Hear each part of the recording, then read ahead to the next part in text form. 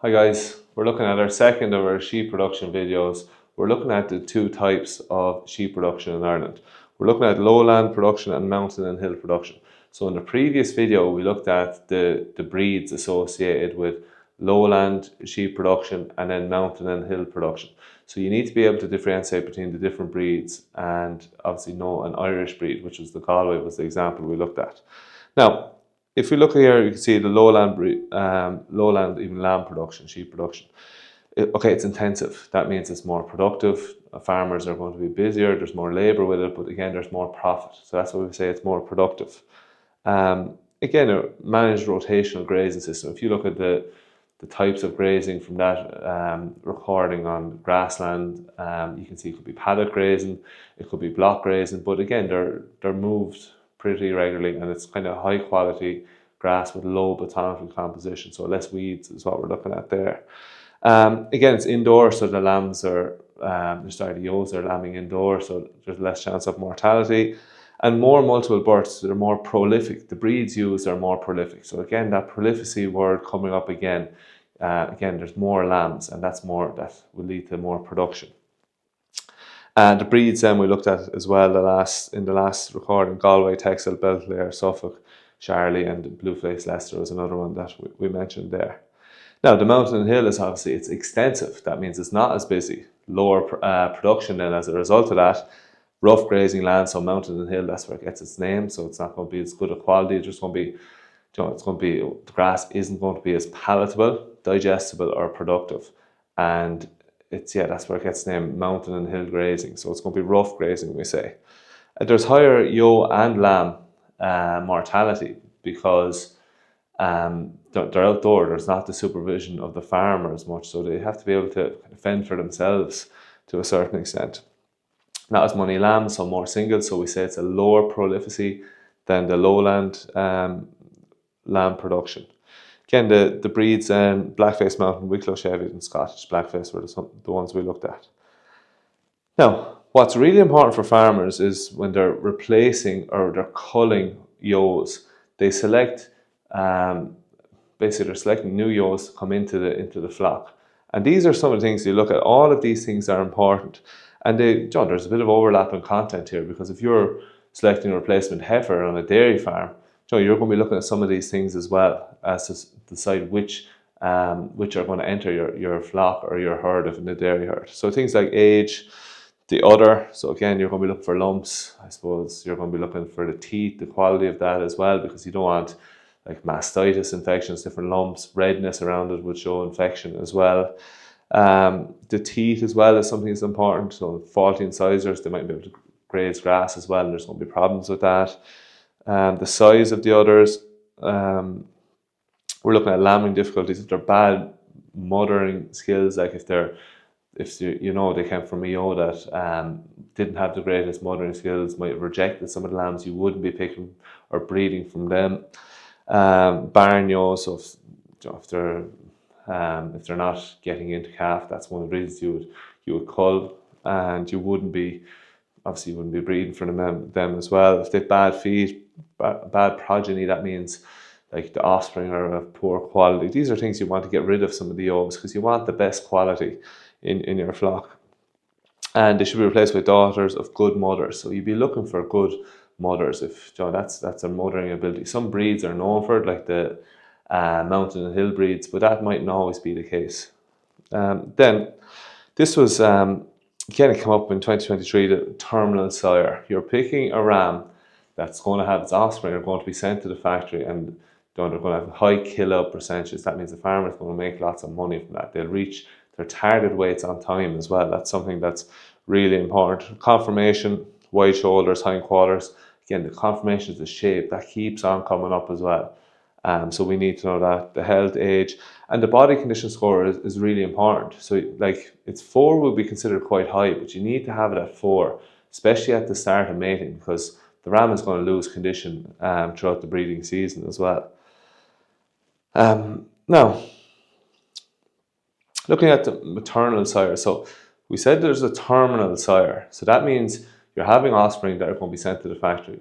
A maternal sire is you use a ram, so the male is used, but you're hoping that you have a female offspring, and that shows the characteristics to be a good mother. Okay, but it comes from the father, so the ram in this case. So the ram is going to be have the characteristics, so the breed to be have all the good mothering skills and mothering abilities, but it's going to be passed on to the progeny. You want female progeny, so female offspring, so that will come into the flock. Again, that's the definition. These are sires used to produce daughters with superior genetic traits for reproduction and mothering ability, which are then used as replacement ewes in the flock. So you want good mothers coming from the father's genes, and that's what we're talking about, maternal sires. Prolificy, again, that word, produce more lambs. And there's this, for example, 100 ewes produce 150 lambs. The prolificy is 1.5. That's just how it's measured. But you more prolific, you're looking at more lambs essentially. Now, when we're looking at the spring lamb, okay, and lowland sheep production, again, this is quite common. So you're looking to have lambs lambing in the springtime, similar to spring calving herds in the dairy herd. Now that will happen. That can happen naturally, and we say that ewes and sheep, they're seasonally polyestrous. That means they come into heat, or they come into their estrous cycle when the daylight shortens. So they'll come into heat naturally during their known short day breeders.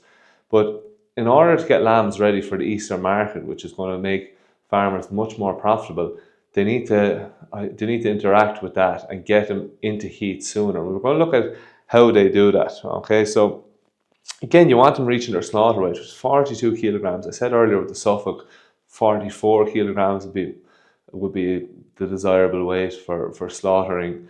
Some of those lambs, the Suffolk breed, they're a bit bigger, the better conformation, but 42 kilograms, and they kill out at about 50%, which would be decent for lambs.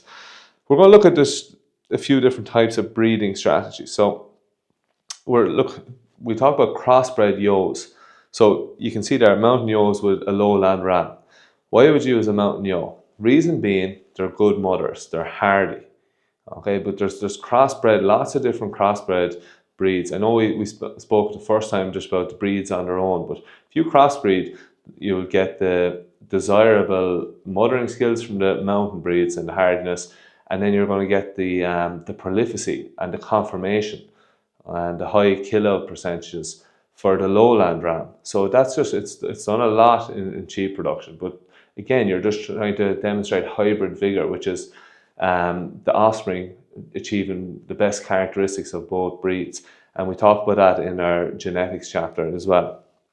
Now, flushing then. Again, flushing is important, and it's carried out whether you're breeding out of season or naturally. Basically what you do is you give the ewe extra, you go from a low plane of nutrition to a high plane of nutrition. So with the excess nutrition, what happens is they start to come into heat better, they have better conception rates, the more eggs release, as we said, more regular heat periods as well. And we'll be talking about the gestation length, so every 17 days as well for ewes. But again, it just means that they have better chance of becoming pregnant and entering the gestation period. So again, there's a few terms here. Flushing, right, is usually go from a low plane of nutrition to a high plane of nutrition. Why? Better chance of getting the ewe pregnant. That is the idea of it. Now, when we're talking about out of season breeding, so again, normal breeding season, September onwards. So we said, as I said before, they're seasonally polyestrous. The daylight shortens, they tend to breed. Now, out of season, the ewes must be put to ram by the 1st of August. Now that is important. So that doesn't happen naturally. And what we do is we use sponges, or sponging, the process of sponging for this. So again, students tend to sometimes mix up sponging with flushing. Flushing is just feeding a low plane of nutrition, from a low plane of nutrition to a high plane of nutrition, okay, to encourage the ewes coming into heat, and obviously then that their conception rates are higher. Sponging is using progesterone soaked sponges in order to get them into heat sooner, not naturally, not when the daylight gets shorter, before that. And again, we'll just talk about synchronization and then breeding out a season. So if you look at day one, progesterone impregnated sponges placed in the yolk's vagina for 12 to 14 days.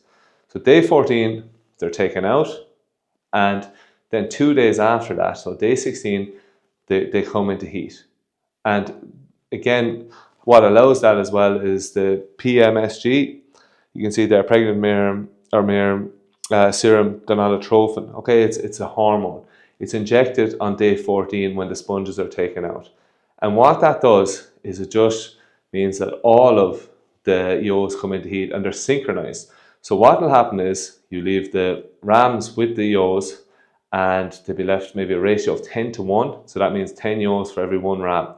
If it was greater than that, if it was 20 to 1, that ram would lose condition. Even though at the start of the breeding season, he could have a body condition score of 4. But that's too much work for him because they're all coming into heat at the same time.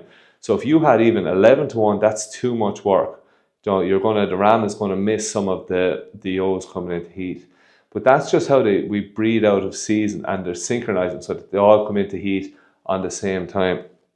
Now, again, what I just want to draw your attention to, you need to know this. The estrous cycle is 17 days. Like this came up in 2020. It asked you the gestation period, but it has come up, especially on the old course. In 2018, it came up as well, just the estrous cycle, comparing sheep or dairy, pigs. We need to know all of those. These are key dates that we just need to learn. The length of the heat period is a day and a half or 36 hours. The gestation period is, just say change that.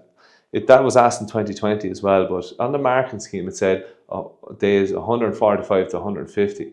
I typically would always say 147. I don't know if anyone's into snooker, but it's the maximum break in snooker, and that's how I always remembered it. Or you can say 5 months either. On that same marking scheme, it asked for days, but if you said 5 months, it gave you the marks. But I just learned both. If it asks in days, give it in days. 147 days. If it asks in months, 5 months. And the lactation period, they tend to produce milk for 16 to 18 weeks. And we'll talk about that in a bit more detail. Now, so that's just breeding out a season. Now, why do sheep farmers do that? They do that because they want the ewes lambing maybe the last week in December, first week in January. Why? So they're ready for the Easter market. That is a massive market for sheep farmers. If they were to wait for the sheep to come into heat naturally, because they're seasonally polyestrous, and for the daylight to become less, they would not be ready for the Easter market. Okay, so there's two types of production, and we'll be talking about that and comparing those in a few minutes anyway. Now, pregnancy lasts 5 months or 147 days. First 3 months, again, it's going to be growing. You're giving them good quality grass. But there's another term here now that we need to know, and that is 2 months or 8 weeks before the ewes are going to give birth to the lambs.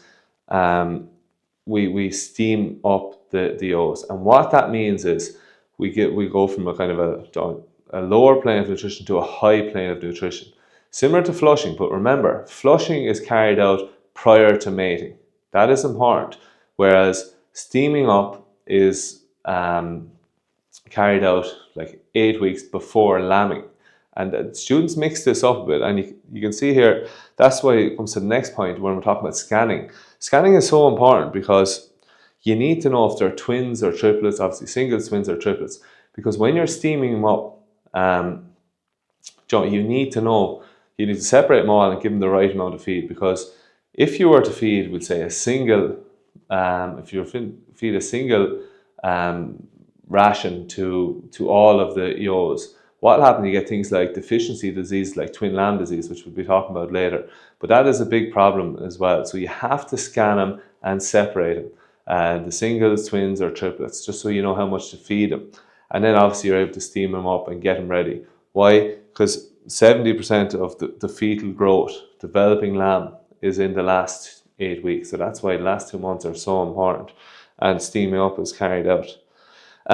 Just on scanning there was a full question from the ordinary level paper in 2023, worth 10 marks on scanning and the importance of it. that's 2.5% of the paper, the full paper. So again, it just shows you how important this is. Steaming up, then you can feed them between 0.5 to 1 kilogram a day. It again depends on breed and what else you're feeding, the quality of feed, the rest of the feed that they're getting. Now, lambing, we talked about this. This is very, very similar to when we're talking about calving and the dairy herd. So again, we can look at both of these and the same things come up. Straw bed, the body condition score around 3 at lambing. Okay, you're observing them all the time. The birth weight obviously is going to vary. So we're talking about the dairy, we're looking at 40 kilograms, when we're looking at, but here it's 3 to 5 kilograms. Again, you can compare all of these things. Again, brought to individual pens where lambs suckle the ewe when they're born. Most get colostrum in the first hour. That's essential. Again, that came up in 2024. There's 4 marks going for it. Dip the navel with iodine. That's a disinfectant, similar to calves. Again, they're left for 3 days. Tail docking and castration in as well. That's important as well, just as a management practice. Now, fostering, again, some lambs need to be fostered. Now, if you think about triplets, so if like a ewe only has 2 teats, so it's only really capable of feeding 2 lambs. If you had triplets and then you had another ewe that had a single, you might foster them. And fostering is just basically what you're doing is you're putting that lamb with that ewe, another ewe, and nearly like tricking that ewe into thinking that it's its own progeny, its own offspring. And there's a few ways you can do it. You can place the birth fluid on the lamb. So if you just had triplets, right, and maybe an hour later you had a single, what you do is you get one of those lambs and you rub it on the birth fluid of the ewe that's already after having a single. And what will happen is she will be able to get the scent of the birth fluid and she may think it's her own. You could introduce a dog, okay, that's just protective and instinct and hormones are released, that oxytocin, that kind of love hormone. So what happens is the ewe will actually try and protect the lamb and then accept it. And the other one, fostering crates, and that came up in 2024 as well. There's 4 marks going for that question, to showing a fostering crate, and you have to say what it was. Yeah, again, lambing to Easter, again, I said it's really important that they reach that slaughter weight before the Easter market. And that's why we breed out of season and we use sponging for that. Again, they're not weaned. That's important. They're not taken away from the ewe, because obviously if they're drinking the milk from the ewe, they're going to get bigger faster and they're going to hit that Easter market. Just looking at the 2 different types of systems, and I mentioned this earlier as well. So the spring lamb and mid-season lamb. So we're going to look at compare these 2. So you could be asked to compare this in an exam. It hasn't come up yet, but it used to come up on the old course. So that's something that I think is really important and will come up. It's come up on previous mock papers in the past as well. So spring lamb, we can see there it's intensive, where the mid-season is extensive. That means it's not as busy, it's not as productive. High cost, high profit. It's going to be low cost and lower profit then for the mid-season. We use out-of-season breeding, whereas with the mid-season, it's normal season. Housed over winter, the spring lamb, the housing's not needed, they can go out to pasture. Spring lamb then, early lambing, so January, maybe the last week of December. And then for mid-season lambs from February onwards, even maybe in March, you'll be looking at that. Lambs are not weaned then for the spring lamb, and they're weaned for the mid-season. So it's a much less profitable, mid-season is much less profitable, but it's just less work and less labour is what we say for that. We're just going to look at some of the management practice. So shearing, okay, again, look, we know shearing is like you're removing the wool during the summer, okay, and one of the things there, it prevents fly strike. There was a full question on fly strike. I think back in I have it written down earlier or down below here, but there's a full question on it worth 10 marks on fly strike. And just a way of preventing it is obviously shearing. But yeah, that's 2.5%. I'll mention that just down below as well. Dagging and docking. Again, this is what you were asked in the 2020 paper, tail docking and dagging. So again, docking then is removal of part of the lamb's tail to reduce fly strike risk by preventing soiling. So again, fly strike question comes up on this as well. And dagging is trimming wool around the tail and hindquarters to remove dirt, preventing fly strike. So they're both management practices to prevent fly strike, which is important. And that's in 2020 that came up as well, and there was again 10 marks, 2.5%. So caring for the sheep's wool, just dipping. That was much more common. Now there's kind of pour-ons that are used a bit more, and they're kind of easier to manage. But again, they're preventing like different lice, maggots, worms, ticks, some of these things that ectoparasites that they attack the outside. But now there seems to be more kind of pour-ons that are much easier. Dipping mightn't be as common as it once was, but it's definitely still carried out. That's just all on the sheep production. We'll look at sheep diseases and a bit on welfare in the next one. See you then.